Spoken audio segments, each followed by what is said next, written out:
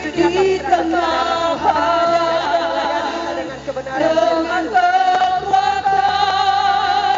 yang Kau berikan. Sampai kapanpun ku kan bertahan, karena Yesus selalu menepan hidupku. Haleluya, haleluya. Haleluya, terima kasih Tuhan. Kami yakin dan percaya apapun yang menjadi pergumulan, tantangan yang kami akan hadapi di tahun 2022 ini, kami akan tetap berdiri sebab Engkau yang menopang hidup kami dengan firman-Mu, dan kami dengan firman-Mu, sehingga kami tetap bertahan dalam kami mengiring bahkan melayani Tuhan. Terima kasih Tuhan. Siap kami mendengarkan firman-Mu, berfirmanlah bagi kami.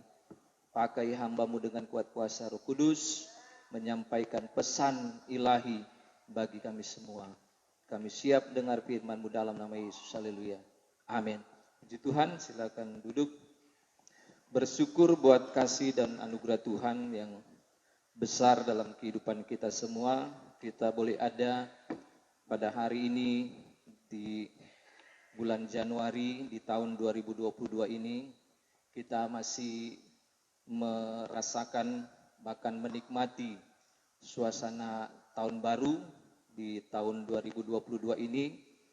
Dan sebagai orang yang percaya, yang harus mengandalkan Tuhan dalam menjalani kehidupan kita di sepanjang tahun 2022 ini, yang memang kita tidak tahu apa yang akan terjadi, tetapi kita yakin dan percaya apapun yang kita hadapi pasti Tuhan akan menolong kehidupan kita. Puji Tuhan, saya berterima kasih kepada Ibu Gembala yang sudah mengundang saya untuk dapat memberitakan kebenaran firman Tuhan pada pagi hari ini. Suatu kepercayaan yang luar biasa yang diberikan oleh Tuhan melalui Ibu Gembala. Sedangkan kemarin hari, tadi malam, diundang oleh kepala lingkungan saja untuk rapat tadi malam.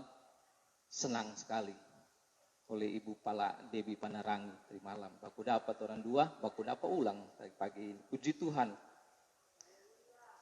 Betapa senangnya kalau kita berada di satu kumpulan orang-orang tertentu yang kita rasa ini merupakan pertemuan spesial. Apalagi kalau kita bertemu, bersekutu dalam peribadatan yang di dalamnya ada Tuhan. Itu yang akan terus membangkitkan semangat dan sukacita dalam kehidupan kita. Puji Tuhan, kita akan belajar kebenaran firman Tuhan. Kita buka Alkitab kita di dalam Kolose pasal 3 ayat 5 sampai ayat 14. Kita akan membacakan bersama-sama secara bergantian saja. Saya akan membaca mulai ayat 5, Kolose pasal 3 ayat 5 sampai 14. Saya akan mulai membaca ayat 5. Bapak Ibu Saudara jemaat Tuhan, ayat 6 dan seterusnya sampai pada ayat 14. Lembaga Alkitab Indonesia memberikan judul atau perikop manusia baru. Karena itu matikanlah dalam dirimu segala sesuatu yang duniawi, yaitu percabulan, kenajisan, hawa nafsu, nafsu jahat, dan juga keserakahan yang sama dengan penyembahan berhala.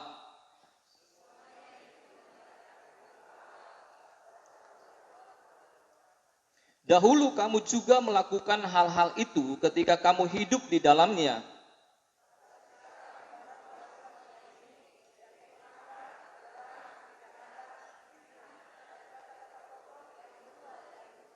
Jangan lagi kamu saling mendustai karena kamu telah menanggalkan manusia lama serta kelakuannya.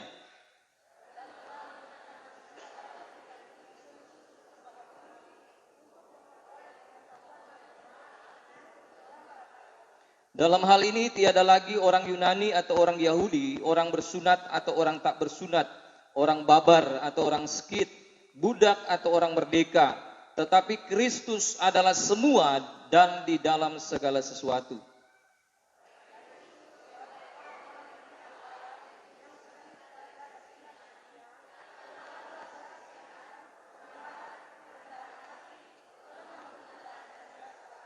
Sabarlah kamu seorang terhadap yang lain dan ampunilah seorang akan yang lain. Apabila yang seorang menaruh dendam terhadap yang lain, sama seperti Tuhan telah mengampuni kamu, kamu perbuat jugalah demikian.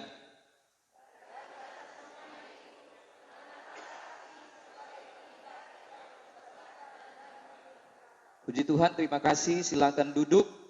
Kita berada di bulan Januari ini, mungkin di antara kita punya program ke depan di tahun 2022 ini, bahkan mungkin dalam pelayanan di tempat ini juga mempunyai program kerja. Dan di bulan Januari ini banyak orang berkata ini merupakan bulan di mana kita mungkin memproyeksikan sesuatu ke depan. Tetapi juga ada yang mengatakan kita juga harus memperhatikan apa yang sudah terjadi di tahun sebelumnya, yaitu di tahun 2021. Memang kalau kita melihat historisnya, bulan Januari itu bulan yang merupakan adopsi daripada seorang dewa Yunani kuno dalam sebuah kalender. Jadi bulan Januari itu merupakan nama bulan, di mana nama bulan itu diadopsi dari seorang dewa yang bernama Janus. Janus ini mitologi yang menjadi dasar mereka mengadopsi nama tersebut untuk ditempatkan, diposisikan di awal tahun, di bulan pertama awal tahun. Nah, Janus ini mempunyai dua kepala, dua muka. Mukanya satu ke depan, satu ke belakang. Sehingga berdasarkan karakteristik daripada wajah dewa Janus itu, diadopsilah nama dewa tersebut. Mengapa demikian nama tersebut diadopsi? Karena katanya dewa Janus itu dia memandang ke depan, memandang juga ke belakang. Sehingga para tokoh yang ditugaskan untuk mengambil nama-nama untuk menjadi bulan-bulan, nama bulan-bulan di tahun, itu mereka mempunyai pemikiran bahwa bulan Januari itu adalah bulan di mana kita harus bisa merencanakan, memikirkan ke depan, tetapi tidak boleh mengabaikan ke belakang, harus memandang ke belakang, menjadi evaluasi apa yang sudah terjadi di masa yang lalu. Nah, oleh sebab itu, di sini juga kita akan belajar. Saya memberikan topik dalam khotbah ini adalah manusia baru. Kita masih dalam suasana tahun baru. Banyak orang berkata kalau tahun baru itu harus baru, bahkan serba baru. Tetapi dalam kekristenan bukanlah hal baru yang secara lahiriah, baju baru, rambut baru, dulunya hitam sekarang pirang, ya kan, seperti itu. Harus pakai baju baru. Kalau tidak pakai baju baru, wah jadi masalah besar ini. Biasakan kalau istri, wah apalagi kalau di Natal atau di tahun baru, wah dalam tanda kutip menuntut untuk mendapatkan baju baru. Ya ini hanya persoalan dalam keluarga saja. Tetapi yang kita ingin lihat di sini adalah sekali lagi dalam kekristenan yang menjadi perhatian khusus, yang menjadi hal utama yang harus kita lakukan, yang harus ada dalam kehidupan kita adalah kita harus menjadi manusia baru. Kita harus menjadi manusia baru. Perlu saya jelaskan, istilah manusia baru ini Istilah yang digunakan oleh Rasul Paulus untuk menuliskan pesan nasihat kepada jemaat yang ada di Kolose, bahkan juga pesan yang disampaikan kepada jemaat Efesus, yang pada dasarnya inti dari apa yang disampaikan oleh Rasul Paulus itu sama, baik yang ada di Kolose dan yang ada di Efesus. Nah, oleh sebab itu saya beberapa kali mengajar mata kuliah hermeneutika. Di dalam kita memahami Alkitab, maka kita harus mempunyai prinsip yang benar untuk memahami apa sih yang dituliskan, yang ingin disampaikan oleh penulis. Nah, oleh sebab itu kita harus perlu memahami berdasarkan perspektif daripada penulis.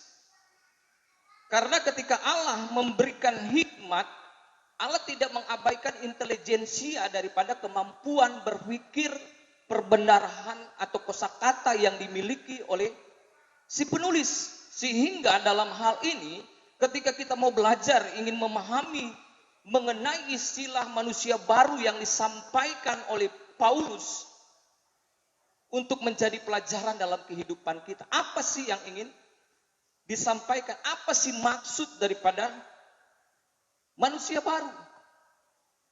Manusia di sini bukan menunjuk kepada hal yang secara lahiriah, hal jasmani. Bukan tubuh kita ini. Sama seperti tadi saya katakan. Wah, kalau dulu rambut kita, salah satu bagian dari tubuh kita atau dari bagian dari diri kita, yaitu rambut. Kalau dulunya hitam, kalau sekarang baru, dikatakan baru berarti sekarang harus warna lain dong. Warna pirang, warna merah, abu-abu dan lain sebagainya. Bukan seperti demikian. Paulus tidak bermaksud demikian. Tidak menunjukkan kata manusia itu kepada hal yang secara lahiriah. Bahkan kata baru itu juga tidak menunjukkan kepada waktu. Dulu, sekarang, dan yang akan datang. Tahun 2021, 2022, tahun 2021 sudah menjadi masa lalu, sudah lama. 2022 ini tahun baru. Kalau kita merujuk kepada waktu, maka yang baru, yang sekarang ini, di tahun 2022 ini, tahun depan akan menjadi lama. Jadi sekali lagi tidak menunjuk kepada waktu dan hal yang secara lahiriah ini. Nah, Paulus ingin menyampaikan bahwa manusia baru itu adalah manusia yang sudah hidup di dalam Kristus. Sekali lagi saya mau katakan, manusia baru adalah manusia yang sudah hidup di dalam Kristus. Nah, makanya di sini harus dijelaskan mengenai manusia baru. Kalau dulunya mereka, bahkan kita, dulu kita belum hidup di dalam Kristus. Bukan belum jadi Kristen, tetapi belum hidup di dalam Kristus. Bedakan Kristen dan hidup di dalam Kristus. Kristen bisa saja KTP kita atau identitas kita, agama kita. Tetapi belum tentu Kristen itu menunjukkan kita sudah hidup di dalam Kristus. Nah, oleh sebab itu, di sini Paulus ingin menjelaskan, dahulu kamu orang Yahudi, dahulu kamu orang Babar, dahulu kamu orang Skit. Ada perbedaan golongan satu dengan yang lainnya. Ada klasifikasi antara golongan satu dengan golongan yang lainnya. Tetapi Paulus ingin mengajarkan kepada mereka, bahkan kehidupan mereka yang dahulu belum mengenal Yesus Kristus. Kamu hidup dalam percabulan, kamu hidup dalam perzinahan, kamu hidup dalam hawa nafsu, nafsu jahat, keserakahan, kedengkian, iri hati, dan lain sebagainya. Dan Paulus melihat fenomena itu masih terjadi di dalam jemaat, baik yang ada di Efesus maupun yang ada di Kolose. Paulus ingin menegaskan identitas mereka, bahkan kita semua. Kalian adalah manusia baru. Kamu perlu ketahui secara substansi sebagai manusia baru. Paulus ingin mengajarkan, karena sudah terjadi kekacauan di dalam jemaat yang ada di Efesus. Nah, oleh sebab itu Paulus dengan tulisan ini ingin menyampaikan kepada mereka bahwa sesungguhnya manusia baru itu adalah mereka yang sudah hidup di dalam Kristus. Kalau dulu mereka manusia lama, artinya belum hidup di dalam Kristus sesungguhnya atau sepenuhnya. Masih melakukan hal-hal tersebut yang disampaikan beberapa ayat yang sudah kita bacakan. Tetapi Paulus menasihatkan kepada mereka agar jangan melakukan hal demikian. Oleh sebab itu, di sini kita ingin belajar indikasi sifat karakteristik daripada manusia baru. Supaya kita paham. Kalau kita memang menganggap kita adalah juga manusia baru, maka kita juga harus menunjukkan sebagaimana identitas kita sebagai manusia baru. Makanya kita belajar. Dan ini yang disampaikan oleh Paulus kepada jemaat yang ada di Efesus dan Kolose. Ada 4 hal yang ingin disampaikan terkait dengan manusia baru. Manusia baru itu mempunyai natur Kristus di dalam kehidupannya. 1 Yohanes pasal 3 ayat 8 dan seterusnya dikatakan, kamu adalah orang yang telah lahir dari Allah. Kamu telah memiliki benih ilahi.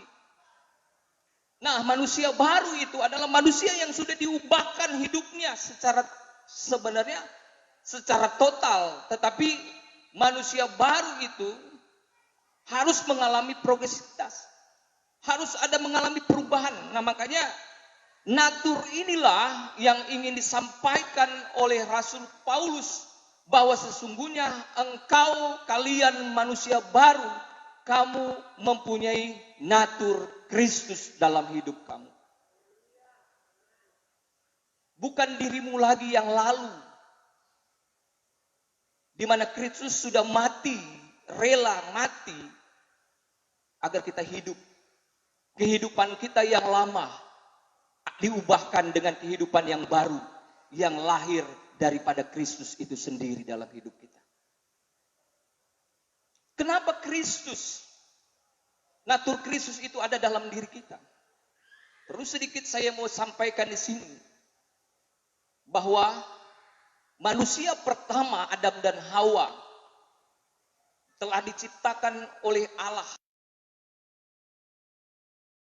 Telah jatuh dalam dosa. Sehingga apa? Sesungguhnya Adam dan bahkan kita, manusia keturunan daripada Adam, kita merupakan gambar Allah. Tetapi ketika Adam dan Hawa jatuh dalam dosa, gambar Allah itu telah rusak pada diri Adam dan Hawa. Sehingga keturunannya pun seperti itu. Nah, oleh sebab itu, Allah hadir ke dalam dunia untuk menjadi gambarnya di tengah-tengah dunia ini. Sehingga dia berinkarnasi menjadi manusia, yaitu Yesus Kristus. Sehingga Yesus Kristus itulah manusia baru yang sesungguhnya. Nah, ketika kita hidup di dalam Kristus, Yesus mati bagi kita supaya kita hidup, dan kita hidup di dalam Kristus, maka sesungguhnya kita sudah menjadi manusia baru.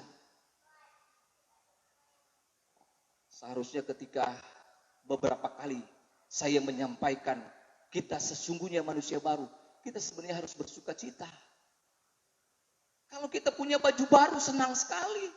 Kalau kita punya rambut baru, senang sekali. Kalau kita punya jabatan baru, senang sekali. Kok ini dikatakan kita adalah manusia baru, sepertinya tidak senang.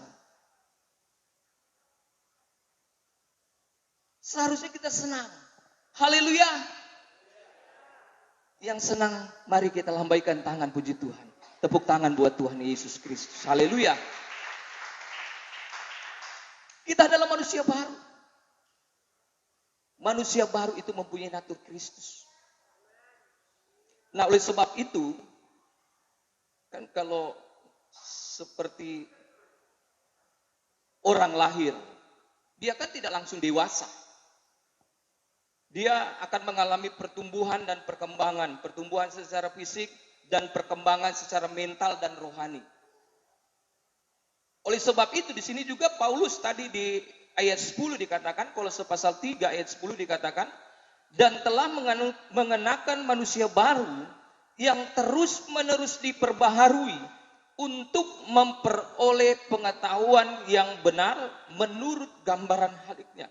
Yang kedua yang harus kita ketahui, manusia baru itu harus terus-menerus diperbaharui. Tidak langsung secara spontan, otomatis seketika dia sudah menjadi manusia baru yang dewasa, tidak. Dia akan terus mengalami yang namanya perubahan. Dia akan terus mengalami namanya pertumbuhan ataupun perkembangan. Nah, oleh sebab itu Paulus tahu bahwa mereka sudah menjadi manusia baru. Tetapi perilaku mereka lama yang masih melekat pada diri mereka. Masih ada. Nah, tetapi tadi saya katakan bahwa manusia baru itu mempunyai natur Kristus. Nah, oleh sebab itu kita pahami di sini, kita yang sudah mempunyai natur Kristus itu merupakan substansi dalam diri kita.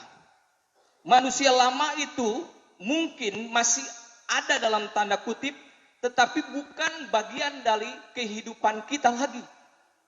Saya tidak mengatakan manusia baru, tetapi di dalam diri kita juga ada manusia lama. Tidak.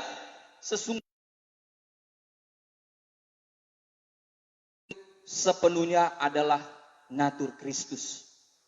Walaupun kita di dalam dunia ini ada hal-hal lama yang masih melekat, tetapi bukan bagian diri kita lagi. Bukan bagian dari diri kita lagi. Dia sama seperti daki.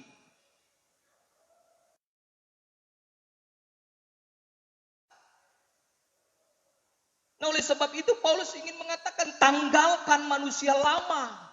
Hal yang mungkin masih melekat pada dirimu, yang masih terimplementasi dalam relasi antara mereka satu dengan yang lainnya, antara suami dan istri yang disampaikan dalam Kolose pasal 3 di ayat-ayat selanjutnya.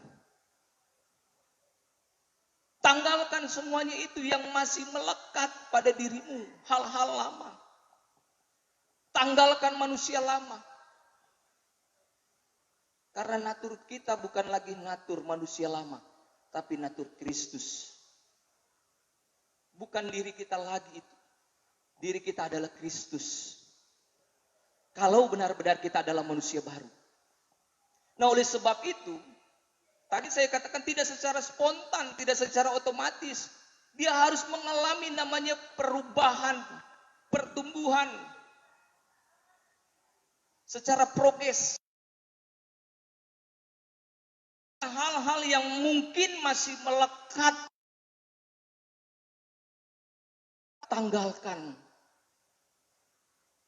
Sehingga yang lama semakin sirna, yang baru, manusia baru itu semakin nampak dalam kehidupan kita, yaitu Kristus yang semakin nampak dalam hidup kita.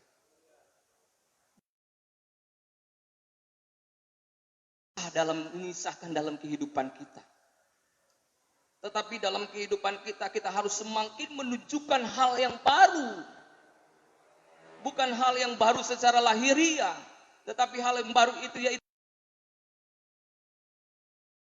kehidupan kita. Oleh sebab itu harus mengalami perubahan, terus-menerus diperbaharui.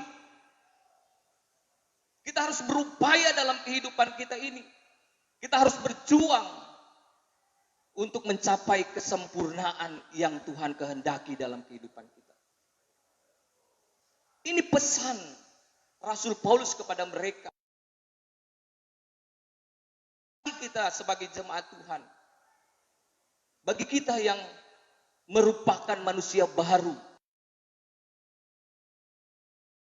menanggalkan manusia yang lama. Hal-hal yang duniawi itu jangan ada pada diri kita. Jangan melekat.